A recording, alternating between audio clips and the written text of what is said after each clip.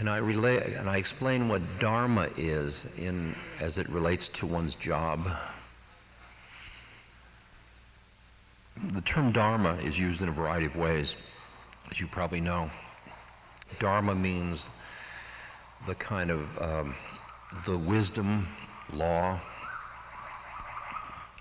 Dharmas are also things in Theravadan Buddhism.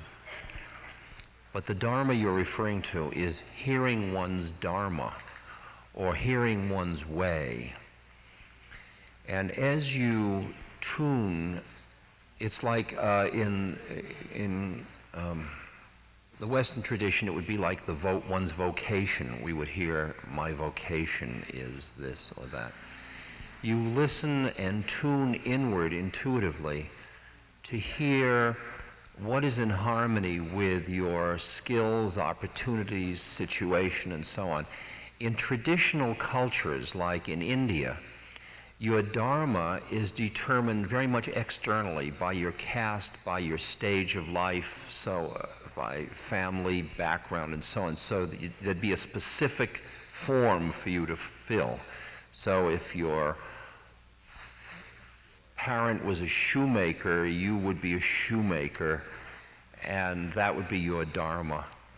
And at different stages, you would be the student, and then the householder, and then the spiritual student, and then the renunciate. In the West, we are very preoccupied with external freedom, so we don't buy into so many external definitions of Dharma, so we have to listen inward to hear it. And you hear what it is that is appropriate behavior for you at this moment. Now, to the extent that your way of earning your livelihood can reflect that by choice, how wonderful.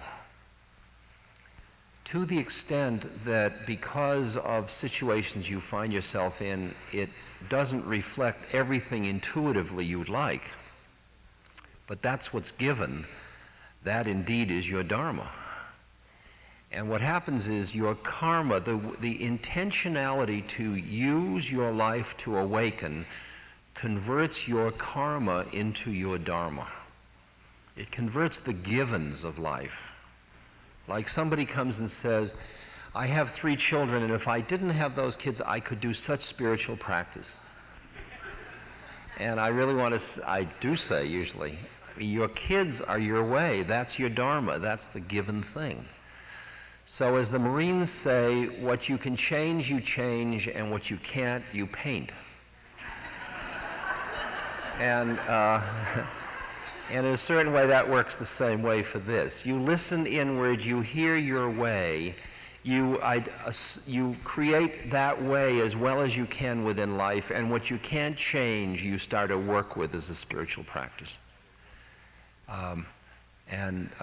The only thing is in the concept of right livelihood, which is part of Dharma in Tibetan Buddhism or in Buddhism, is that you listen to see that your actions don't, inherent within the act, create suffering for other people. That would be the only thing you probably would start to define as a no-no within the game of Dharma. Because that you can stretch everything that way, so you got to be careful.